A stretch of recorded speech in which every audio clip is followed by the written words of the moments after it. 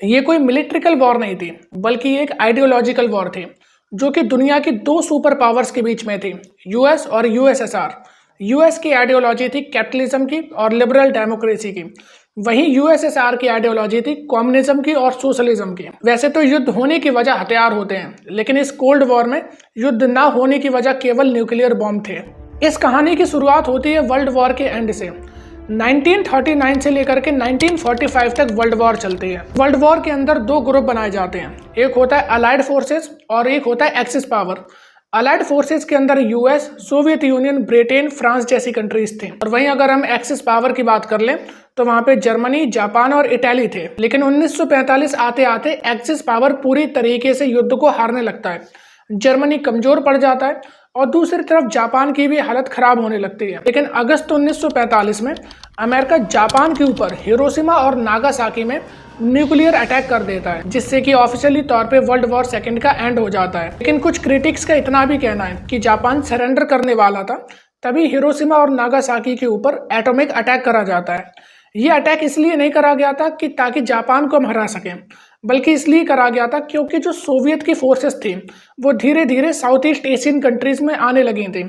Soviet union ये चाहता था कि हम एशियन कंट्रीज में अपना इन्फ्लुएंस बढ़ाएं, और अमेरिका अपनी हेगेमनी बनाने के लिए इनके ऊपर न्यूक्लियर अटैक कर देता है, ताकि पूरे वर्ल्ड में एक ही ऑर्डर दिया जा सके कि अमेरिका जैसा सुपर पावर कोई नहीं, वर्ल्ड में केवल एक सुपर पावर है, वो है अमेरिका। लेकिन इन दोनों सुपर पावर्स की आपस की तकरार सामने आने लगती है 1949 तक। होता क्या है, अप्रैल 1949 में नाटो का फॉर्मेशन करा जाता है, नॉर्थ अटलांटिक ट्रीटी ऑर्गेनाइजेशन, जिसमें कि लगभग वेस्ट यूरोप की सारी कंट्रीज थी।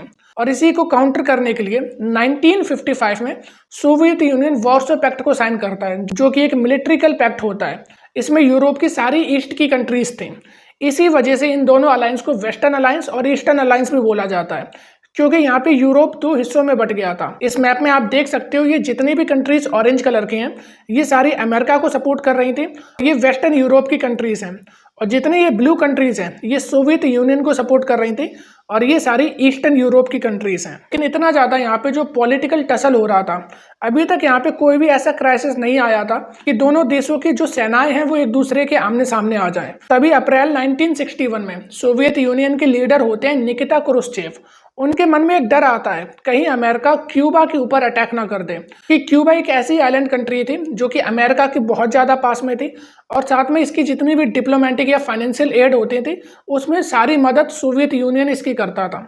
इसीलिए वो यहाँ पे फैसला लेते हैं कि सोवियत यूनियन कुछ अपने मिसाइल्स को क्यूबा के अंदर डिप्लॉय करेगा। लेकिन जब ये बात अमेरिका को पता पड़ती है तो अमेरिका की यहाँ पे सिक्योरिटी थ्रेट आ जाता है, मतलब कि अमेरिका के बहुत पास आकर के एक उनका दुश्मन देश अपनी मिसाइल को डिप्लॉय करने जा रहा था, जिससे कि कभी भी अमेरिका के ऊपर अटैक करा जा सकता था। और इसी को देखते हुए उस समय के जो यूएस के प्रेसिडेंट थे जॉन एफ कैनेडी, वो फैसला लेते हैं कि अमेरिका की वॉरशिप तैनात कर दी जाएंगी, जिससे कि अगर सोवियत यूनियन की कोई भी शिप क्यूबा की तरफ बढ़ती है तो उसे हम वापस भेज सकें।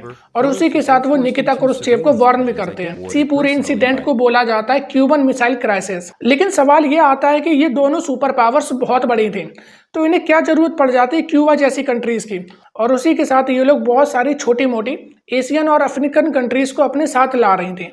तो इन्हें इन छोटी छोटी कंट्रीज की क्या जरूरत पड़ जाती है। देखो, अगर छोटी छोटी कंट्रीज इनके साथ आ जाती हैं तो उससे इनका फायदा ये था, इन सुपर पावर्स को उन छोटी कंट्रीज की टेरिटरी का एक्सेस मिल जाता कि वो वहां पे अपने आर्म और मिलिट्री को डिप्लॉय कर सकते हैं, और उसी के साथ जो इनकी दुश्मन कंट्रीज हैं उस पर ये लोग नजर रख सकते हैं। और जिस कंट्रीज के पास नेचुरल रिसोर्स हैं जैसे कि ऑयल और मिनरल में, तो उसमें इनकी हेल्प हो सकती है। लेकिन इसमें सबसे बड़ा जो पॉइंट था वो ये था कि ये एक आइडियोलॉजिकल वॉर थी। जितनी ज्यादा कंट्री जिसके पक्ष में आ जाते उसके यहाँ पे एक जीत के तौर पे माना जा सकता था। इसलिए ये जितने भी बड़े बड़े ब्लॉक्स थे या जितने सुपर पावर थे, ये चाहते थे कि हम ज्यादा से ज्यादा कंट्री को अपने अंडर इन्फ्लुएंस कर सकें। तो ये लोग केवल यहाँ पे सॉफ्ट पावर का यूज नहीं करते, मिलिट्रिकल पावर का भी यूज करते हैं। जो कंट्री इनके खिलाफ जाती थी, छोटी कंट्री होती थी, तो उनके रीजन में ये अपनी भारी आर्मी को डिप्लॉय कर देते थे, जिसकी वजह से उस कंट्री को इनके साथ आना पड़ता था। लेकिन इतने टेंशन के बावजूद भी यहाँ पे कभी भी फुल फ्लैज वॉर देखने को नहीं मिली। हालांकि छोटे मोटे यहाँ पे युद्ध हुए थे, जैसे कि कोरियन वॉर, बर्लिन वॉर, लेकिन कभी भी एक फुल फ्लैज वॉर यहाँ पे नहीं हुई, क्योंकि इसका एक सीधा साधा कारण था, दोनों कंट्रीज के पास हैवी न्यूक्लियर बॉम्ब आ चुके थे। हिरोशिमा और नागासाकी के ऊपर 2 बॉम्ब गिराए गए थे। हिरोशिमा के ऊपर जौन सा बॉम्ब गिराया गया था उसका नाम था लिटिल बॉय, जिसकी की पावर थी 15 किलोटन, और नागासाकी के ऊपर जो बॉम्ब गिराया गया था उसकी पावर थी 21 किलोटन, उसका नाम था फैटमैन। जब इतने छोटे छोटे बॉम्ब गिराए गए थे तो पूरी सिटी डिस्ट्रॉय हो चुकी थी। 1950s तक आते आते इन दोनों कंट्रीज के पास 1000 किलोटन के न्यूक्लियर वेपन आ चुके थे, जिसकी वजह से इन्हें एक चीज़ तो क्लियर थी कि अगर न्यूक्लियर वॉर होती है या फिर फुल फ्लेज वॉर होती है तो एक कंट्री तो पूरी तरीके से तबाह हो जाएगी, लेकिन दूसरी कंट्री भी कुछ खास नहीं बचेगी। इसी के लिए ये दोनों कंट्रीज बहुत सारे ट्रीटी को साइन करते हैं, जैसे कि अपने ये न्यूक्लियर बॉम्ब्स को लिमिट करना चाहते थे उसके लिए ट्रीटी साइन करते हैं, anti ballistic missile treaty sign करते हैं, nuclear non proliferation treaty sign करते हैं, जिससे कि जो न्यूक्लियर वेपन्स है और वेपन ऑफ मास डिस्ट्रक्शन है उसे ये लोग कंट्रोल कर सकें और दुनिया की सिक्योरिटी और पीस को स्टेबल कर सकें। ऐसा पॉलिटिकल टसल हमें पूरे इस पीरियड में देखने को मिल जाता है।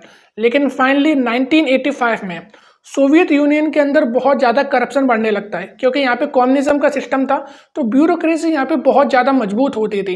एक पार्टी की गवर्नमेंट होती थी तो ह्यूमन राइट और फंडामेंटल राइट्स के ऊपर इतना ज़्यादा ध्यान नहीं दिया जाता था। एक तरीके से यहाँ का जो सिस्टम था बहुत ज़्यादा करप्ट हो चुका था, जिससे कि जनता भी पूरी तरीके से परेशान हो चुकी थी। यहाँ पे जनता का विरोध भी होने लगता है। इसी के साथ यहाँ पे लीडर चुन के आते हैं मिखाइल गोर्बाचेव, जिनकी जो आइडियोलॉजी थी वो विकास की तरफ थी, टेक्नोलॉजी की तरफ थी, ह्यूमन राइट की तरफ थी। वो ये चाहते थे कि हम वेस्ट के साथ समझौता कर लें जिसमें कि हम टेक्नोलॉजिकल एडवांसमेंट की तरफ जा सकें, और धीरे धीरे ये थोड़ा बहुत डेवलपमेंट होता है। फाइनली 1989 में आते आते बर्लिन वॉल, जो कि सिंबल था कोल्ड वॉर पीरियड का, हुआ क्या था, वर्ल्ड वॉर सेकेंड की हार के बाद जर्मनी को 2 हिस्सों में बांट दिया गया था। एक था ईस्ट जर्मनी, एक था West Germany. East Germany Soviet की तरफ था और जो वेस्ट जर्मनी था वो अमेरिका वाले ग्रुप में था। लेकिन 1989 में इस बर्लिन वॉर को गिरा दिया जाता है, जिसके बाद फाइनली ये मान लिया जाता है कि अब कोल्ड वॉर समाप्त हो चुकी है। और इसी के साथ बहुत सारी कंट्रीज होती हैं जो यूएसएसआर से अपना समझौता तोड़ देती हैं, वॉर्सो पैक्ट से बाहर निकल जाती हैं। फाइनली 1991 में यूएसएसआर का डिसइंटीग्रेशन हो जाता है। इससे 15 कंट्रीज अलग हो जाती हैं, रसिया एक अलग कंट्री बनती है और वर्ल्ड में केवल एक सिस्टम चलता है, एक सुपर पावर बचती है, वो थी अमेरिका।